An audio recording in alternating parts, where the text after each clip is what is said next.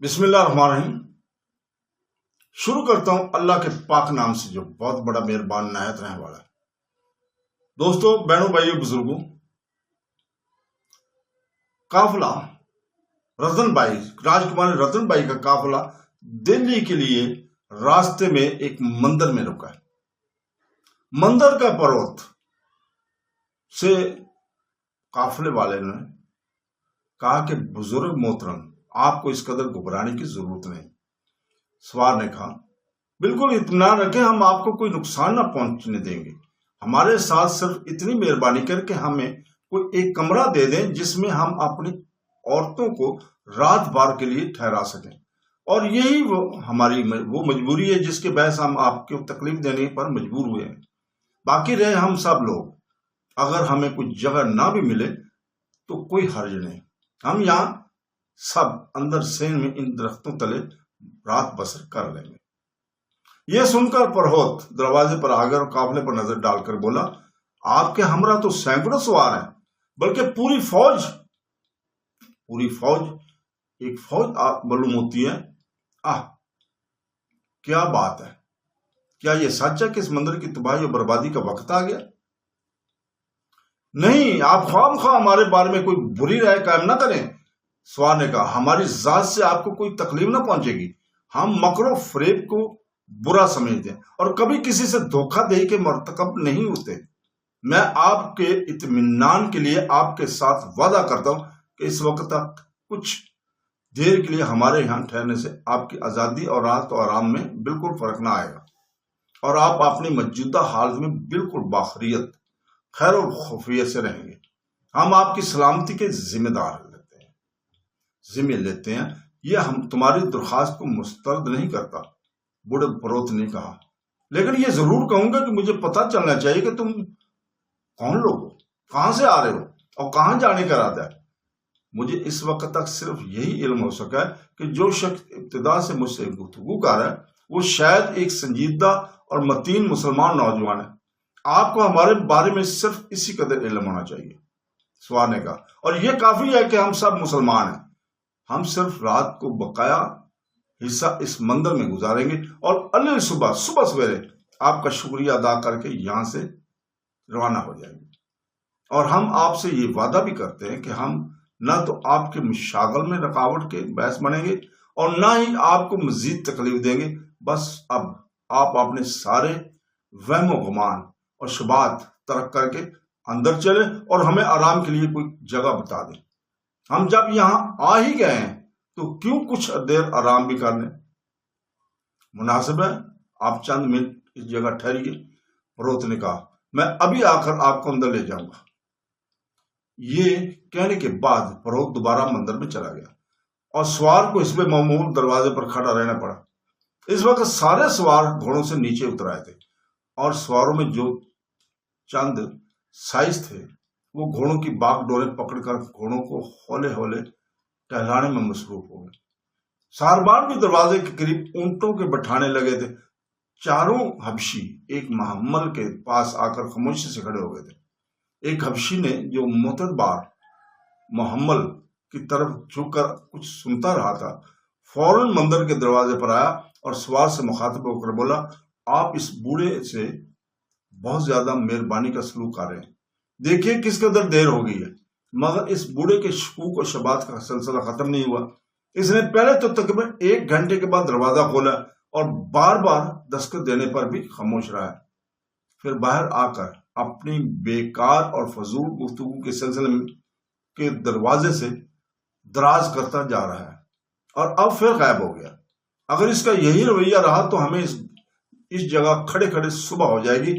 اب ہمارے صبر کی انتہا آ چکی ہے، اب آپ حکم دیں کہ ہمارے سوار مندر میں داخل ہو کر اپنے قیام کے لیے خود ہی کوئی مناسب جگہ منتخب کر لیں۔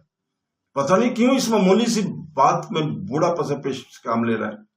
ہم اس کے مندر کو سر پر اٹھا کر تو نہیں لے جائیں گے۔ دراصل آپ کی خوش اخلاقی نے اس بے وقت کے دلیر بنا دیا، اس سے اس کا خیال بھی نہیں کیا کہ وہ ایک باعزت افسر فوج کو کافی دیر سے خواہ مخواہ پریشان کر رہا ہے۔ یہ سوار جو دراصل ایک افسر فوج تھا، حبشی کی بات سن کر مسکراتے ہوئے بولا، بلا شبہ اس پر دت نے ایک ذرا سی بات کو خواہ مخواہ بہت زیادہ اہمیت دے دی ہے، مگر ہمارے لیے یہ کسی طرح بھی مناسب نہیں کہ ہم ہندوؤں کے ایک مذہبی رہنما کے ساتھ سختی سے پیش آئیں۔ ہمیں اس کی دل شکنی کر کے انصافی کا مظاہرہ نہیں کرنا چاہیے، بے انصافی کا۔ پھر یہ مندر چونکہ ہماری مملکت میں واقع ہے، اس لیے ایک طرح سے یہ پرہوت خود ہمارے مہمان قرار پاتا ہے، جس کی دلجوئی ہمارا فرض بن جاتی ہے۔ پھر آثار سے پتہ چلتا ہے کہ آج اس کے یہاں کچھ اور لوگ بھی بطور مہمان مقیم ہیں، کیونکہ جب دروازہ بند تھا تو میں نے کئی آدمی کی باہمی گفتگو سنی تھی۔ میرا خیال ہے اب بھی وہ پرہوت اپنے انہی مہمانوں سے مشورہ کرنے کے لیے گیا ہے، یا پھر ان کے لیے کوئی دوسری جگہ تجویز کرنے اور ان کی جگہ ہمیں دینے کے لیے گیا ہے۔ خیر، وہ ہمیں جگہ دینے پر آمادہ ہو گیا ہے اور بس اب آتا ہی ہونا۔ گفتگو کے اس مرحلے میں پرہوت چراغ ہاتھ میں لیے آ گیا اور بولا، میں نے تمہارے لیے 2 کمرے کھول دیے، یہ کمرے ساتھ ہیں، تم ان میں قیام کر سکتے ہو۔ یقیناً تمہیں اس قدر دیر سے کمرے ملنے پر تکلیف ہوئی ہوگی، لیکن میری مجبوری ہے کہ گزشتہ کئی ماہ سے میرا ایک دوست اپنے شاگردوں کے ساتھ میرے یہاں مقیم ہے۔ یہ میرا بچپن کا دوست بھی ہے، ہم وطن بھی ہے اور ہم سبق بھی۔ میں اس کی وجہ سے پسو پیش کر رہا تھا اور سمجھتا تھا کہ تمہارے قیام سے اس جگہ کی تکلیف ہوئی تو مجھے مزاحمت ہوگی، لیکن میں اس کے لیے یہ انتظام کر رہا ہوں کہ وہ اپنے شاگردوں کے ہمراہ آج کی رات میرے مخصوص کمرے میں بسر کرے گا۔ مندر کے باقی سارے کمرے خالی ہیں، تمہارے آدمی یہاں پسند کریں، جہاں پسند کریں آرام کر سکتے ہیں۔ افسر نے یہ سننے کے بعد پرہوت کا شکریہ ادا کیا اور پھر اپنے 2-4 آدمیوں کے ساتھ مندر میں داخل ہو کر تاکہ سارے کمرے دے کر اپنے ہمراہیوں کے ساتھ لیے مناسب جگہ انتخاب کر سکے۔ پرہوت چراغ ہاتھ میں پکڑے آگے گیا تھا۔ اس نے سوار کو ان کے لیے کھولے جانے والے 2 کمرے دکھائے اور چراغ کو ان کے سپرد کر کے اپنے مخصوص کمرے کی طرف روانہ ہو گیا تھا۔ اس کے روانگی کے بعد افسر کے حسب حکم ایک شخص چراغ اٹھا کر چلا اور افسر مندر میں گھوم پھر کر کمرے دیکھنے لگا۔ اس قدیمی مندر کے 3 اطراف سنگین فصیلیں تھیں اور چوتھی طرف وہ پہاڑی تھی جس کے دامن میں یہ واقع تھا۔ مجموعی طور پر سے مندر کی عمارت کو متوسط جگہ پر عمارت قرار دے سکتے تھے۔ اس کا بڑا سین ہموار تھا اور سین کے درمیان میں مناسب فاصلے پر ایک ہی قطار میں متحد سبز سایہ درخت تھے۔ مندر کی عمارت پہاڑی کی نیچی تھی اور اسی طرح تھی کہ ایک تقریباً 10 فٹ بلند چبوترے کے درمیان میں جو 45 فٹ عرض پر مشتمل تھا، طول کے لحاظ سے دائیں اور بائیں جانب کے فصیلوں تک برابر چلا گیا تھا۔ ایک خوبصورت بلند اور وسیع کمرہ تھا اور اس کا گنبد ان کمروں کے گنبدوں سے کافی اونچا تھا، جن کا سلسلہ اس عمارت سے تقریباً 10 قدم کے فاصلے سے شروع ہو کر دونوں طرف کی فصیلوں تک چلا گیا تھا۔ یہ کمرے ہر ایک پہلو میں 4 تھے۔ وسطی عمارت کی مشرقی جانب 3 کمرے چھوڑ کر چوتھا کمرہ جو فصیل کے بالکل قریب تھا، اس میں پرہوت اور اس کے خاص مہمان قیام پذیر تھے، اور اسی کمرے کے قریب وہ آگ دہک رہی تھی جس کی روشنی میں سواروں نے دور سے دیکھی تھی۔ دوسری طرف کے دونوں کمرے بند اور مقفل تھے اور باقی 2 وہ کمرے تھے جو ان کی پرہوت نے ان آمدہ مہمانوں کے قیام کی غرض سے کھول دیا تھا۔ پہلوں کے دونوں فصیلوں اور اس دیوار کے کونوں میں جس قدر دروازہ نصب تھا، ایک کمرہ تھا۔ پرہوت کے کمرے کے قریب چبوترے سے سین ایک بڑا حوض تھا، ملحق ایک بہت بڑا حوض تھا جو بڑے شفاف پانی سے بھرا ہوا تھا۔ بوقت ضرورت ایک میٹھے پانی اس حوض میں لے کر آتے تھے، اس لیے یہ حوض ہمیشہ صاف اور ستھرا پانی سے بھرا رہتا تھا۔ افسر اور اس کے ہمراہیوں نے سارے مندر میں گھوم پھر کر خوب اچھی طرح دیکھ بھال کی اور پھر مطمئن ہو کر دوبارہ ان کمروں کے دروازے پر آ گئے جو ان کے قیام کے لیے کھولے گئے تھے۔ چند کناتیں جو ان کے ساتھ تھیں فوراً ان دونوں کمروں کے آگے لگائی گئی اور اس انتظام سے فارغ ہو کر سب لوگ باہر آ گئے اور مندر کے دروازے سے ہٹ کر ایک طرف کھڑے ہو گئے۔ اس کے بعد ساری محمل نشین عورتیں محملوں سے برآمد ہو کر حبشیوں کے ساتھ مندر کے بڑے دروازے میں داخل ہوئی اور ان کناتوں میں جا کر غائب ہوگی۔ ان کے غائب ہونے کے بعد افسر اور سوار بھی مندر میں داخل ہوئے اور قاعدے کے تحت پہرے کا انتظام کر کے اپنی اپنی منتخب جگہ پر مقیم ہو گئے۔ پروہت اور اس کے مہمان وغیرہ پروہت کے کمرے میں بیٹھے ہیں اور اس کے کمرے کا دروازہ قدرے کھلا ہوا ہے اور سامنے طاق پر دھرا ایک چراغ روشن ہے۔ سارے کمرے میں کھجور کی چٹائی کا فرش ہے، اس پر دونوں طرف دیواروں سے ملے ہوئے ہیں 2 دبیز کمبل بچھے ہوئے ہیں۔ ایک طرف تو کمبل پر وہی بوڑھا پروہت بیٹھا ہے جس نے مندر کا دروازہ کھول کر افسر سے بات چیت کی تھی، اور اس کے قریب 50-25 برس کا ایک صحت مند بلند قامت شخص بیٹھا ہے۔ اس کی وضع قطع اور لباس بتاتے ہیں کہ یہ بھی پروہت ہے اور وہ اس وقت سخت فکر مند نظر آتا ہے۔ اس کے چہرے سے پتہ چلتا ہے کہ اس وقت کو کسی نہایت اہم اور مشکل معاملے میں سوچ رہا ہے۔ دوسری طرف بچھے ہوئے کمبل پر 2 شخص بیٹھے ہیں جن میں ایک تو نوجوان ہے اور دوسرے کی عمر 50-55 معلوم ہوتی ہے۔ اس کی شکل و صورت پر بھی پروہتوں کی سی ہے۔ وہ اس وقت یہ سبھی قدرے متفکر نظر آتے ہیں، لیکن ان کی صورت صاف بتا رہی ہے کہ وہ انتہائی مکار شخص ہے۔ جب بھی اس کے چہرے پر فکر و ترو کے آثار نمایاں ہوتے ہیں تو فوراً زانو بدل کر بیٹھ جاتا ہے اور پھر اگلے ہی لمحے اپنے چہرے سے فکر مندی کے آثار دور کر کے مسکرانے لگتا ہے اور فوراً یہ اپنے چہرے کو اصلی حالت پر لے آتا ہے۔ اس وقت وہ کافی دیر سے غصے میں بھرا بیٹھا ہے اور اس کی صورت سے روکھا پن ٹپک رہا ہے۔ اس کی آنکھیں چھوٹی چھوٹی اور کینہ پرور سے بھری ہوئی ہیں اور صاف پتہ چلتا ہے کہ اس میں قہر انگیزی شر انگیزی کا مادہ کوٹ کوٹ کر بھرا ہوا ہے۔ بوڑھا پروہت اس کی طرف منہ کر کے ابھی کچھ کہنا ہی چاہتا تھا کہ اس نے اشارے سے روک دیا اور اس نوجوان سے جھک کر کچھ کہا جو اس کے قریب بیٹھا ہوا تھا۔ نوجوان فوراً اپنی جگہ سے اٹھا اور دروازے پر پہنچ کر ایک پٹ کو قدرے کھول کر ہر طرف دیکھنے لگا اور پھر لوٹ کر اپنی جگہ بیٹھنے ہوئے بولا، ہمارے دروازے کے آس پاس کوئی نہیں ہے، وہ لوگ وہیں دروازے کے پاس والے کمرے میں ہیں۔ البتہ بڑے دروازے پر 2-3 شخص مٹر گشت میں مصروف ہیں اور ان 2 کمروں میں جو ان لوگوں کے لیے کھولے گئے کافی روشنی نظر آ رہی اور لوگوں کی باہمی گفتگو کا بھی ایک آدھ لفظ سنائی دیتا ہے، مگر ان کمروں کے دروازوں کے سامنے دور تک ایک دیوراسی خیال نظر آتا ہے۔ یہ غالباً کناس ہے جو لگائی گئی ہے۔ تیسرا پروہت بولا، اب تو کمرے سے باہر جاؤ اور جہاں آگ دہک رہی ہے وہاں جا کر 5-7 منٹ بیٹھو اور خوب اچھی طرح جائزہ لے کر اطمینان کر لو کہ کوئی گڑبڑ تو نہیں ہے۔ یہ سن کر نوجوان کمرے سے باہر نکل آیا اور آگ کے قریب آ کر بیٹھا۔ 5-7 منٹ وہاں بیٹھ کر منظر غور چاروں طرف دیکھتا رہا اور صورتحال کا جائزہ لے کر لوٹ کر آیا۔ اس نے کمرے میں پہنچ کر کہا، آپ اطمینان سے اپنی گفتگو جاری رکھیں، اس وقت یہاں آس پاس کوئی نہیں ہے۔ یہ کہہ کر نوجوان اپنی جگہ پر بیٹھنا چاہتا تھا مگر اسے نگرانی کے لیے دروازے پر ہی بیٹھنے کے لیے کہا گیا۔ وہ فوراً دروازے پر جا کر بیٹھ گیا۔ اس طرف سے پوری طرح مطمئن ہونے کے بعد اس تیسرے پروہت نے بوڑھے پروہت سے مخاطب کر کہا، اب فرمائیے آپ کیا کہنا چاہتے ہیں؟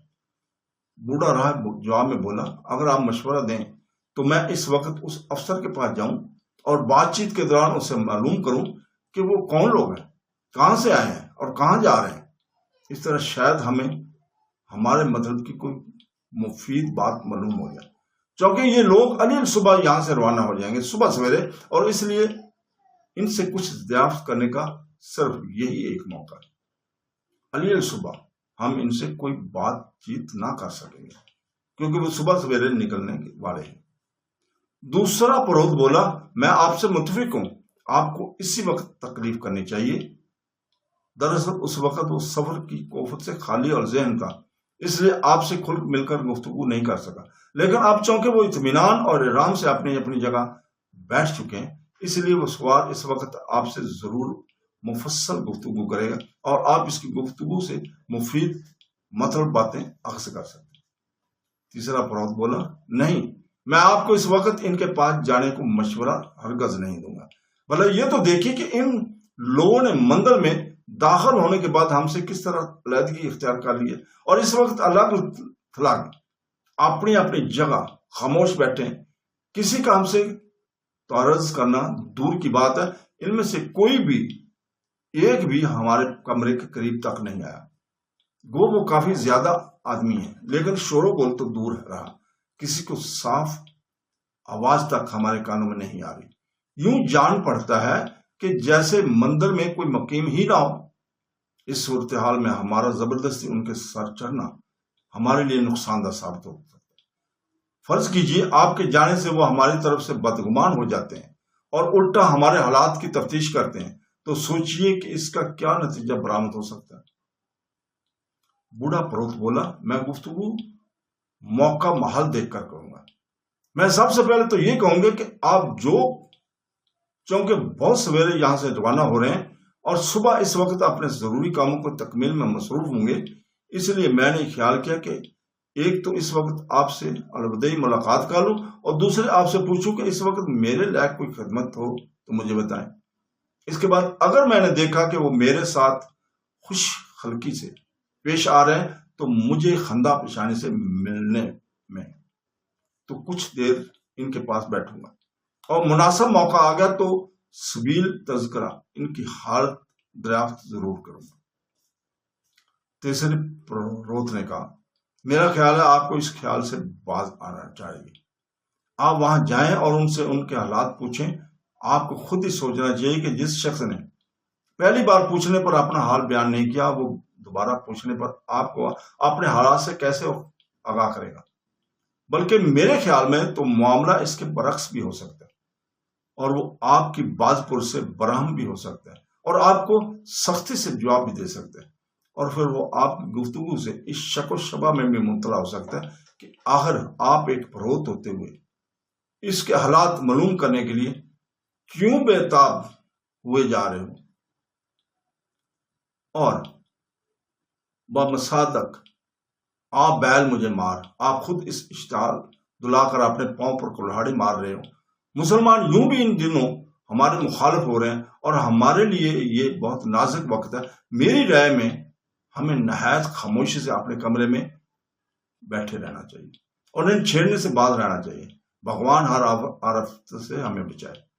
خصوصاً ان مسلمانوں سے میں خوفزدہ ہوں کہ آپ نے اسے یہ بھی بتا دیا ہے کہ مندر میں میرے ہم مذہب دوسرے مہمان بھی قائم پذیر ہے۔ بھگوان کرے وہ اس بات کو فراموش کر گیا۔ بوڑھا پروت بولا، تم اس سلسلے میں بالکل بے فکر ہو۔ وہ انتہائی باوقار، سنجیدہ اور نیک خصلت پاکیزہ اتوار شخص ہے۔ وہ میرے ساتھ وعدہ کر چکا ہے کہ ہمارے خلاف کوئی اقدام نہیں کرے گا اور ہمیں ان سے ذرا بھی تکلیف نہ پہنچے گی۔ یہ سن کر تیسرا پروت بولا، اگر یہ بات ہے تو ہمارے لیے بھی ضروری قرار پاتا ہے کہ ان کے عہد کو پیش نظر رکھیں اور ایسے حالات پیدا نہ کریں کہ وہ اپنے عہد کو توڑنے پر مجبور ہو کر ہمارے خلاف اقدام کریں۔ دوسرے پروت نے کہا، لیجیے میں ایک تدبیر بتاتا ہوں کہ یہ سانپ بھی مر جائے گا اور لاٹھی بھی نہ ٹوٹے گی۔ دیکھیے، ہم سب اکٹھے ہو کر اس افسر کی خدمت میں حاضر ہوتے ہیں اور اسے کہتے ہیں کہ ہم سب حال ہی میں آپ کی مملکت میں آئے ہیں اور اب آپ کی رائے میں شامل ہو گئے، اس لیے ہمارا فرض تھا کہ آپ کی خدمت میں حاضر ہوگا، عزت اور شرف پائیں، اس لیے ہم اس وقت حاضر خدمت ہو گئے۔ تیسرا پروت بولا، فرض کیجئے ہم آپ کی تدبیر پر عمل کرتے ہیں، اب بتائیے کہ کیا اس کے بعد ہمارے لیے یہ مناسب ہوگا کہ ہم اس سے پوچھیں کہ آپ کون ہیں، کہاں سے آ رہے ہیں اور کہاں جانے کا ارادہ ہے؟ بھائی، کیسی مذاق خیز باتیں کر رہے ہو؟ ذرا خود پر نظر ڈالو، تم اس وقت کس بیس میں ہو؟ کیا ہو؟ ایک پروت مذہبی رہنما؟